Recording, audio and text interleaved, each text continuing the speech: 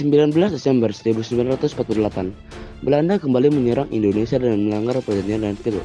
Serangan ini jelas berbeda daripada serangan sebelumnya, yaitu menguasai dan menawan pemimpin-pemimpin republik yang berada di Yogyakarta.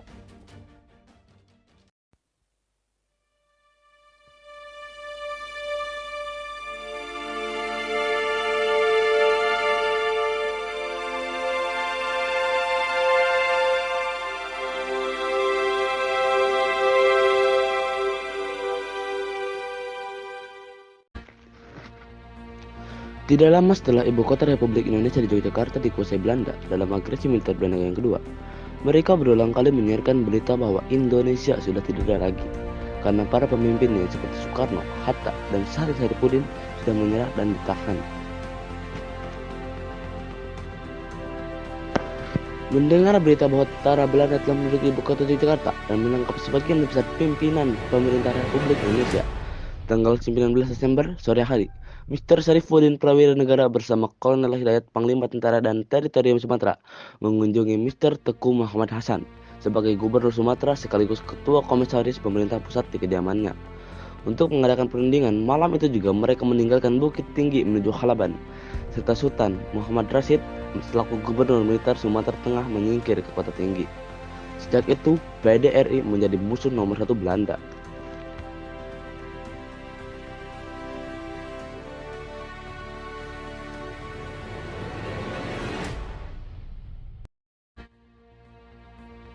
Sebulan setelah agresi militer Belanda, barulah terjalin komunikasi antara pimpinan PDRI dengan keempat menteri yang berada di Jawa. Mereka saling bertukar usulan untuk menghilangkan dualisme kepemimpinan Sumatera dan di Jawa. Di Jawa, dibentuk Teritorium Jawa dengan gubernur-gubernur militer di bawah pimpinan Kolonel Abdul Haris Nasution. Begitu juga di Sumatera, dengan pemimpinnya yaitu Kolonel Hidayat. Di India, Dr. Sudarsono dan Mr. Alexander Andreas Maramis merupakan jalan terakhir bagi Republik jika Sumatera juga jatuh. Lambertus N. Palal, Ketua Delegasi Republik Indonesia di PBB, adalah tokoh yang sangat berperan dalam menyuarakan Republik Indonesia di dunia internasional sejak Belanda melakukan agresi militer Belanda yang kedua.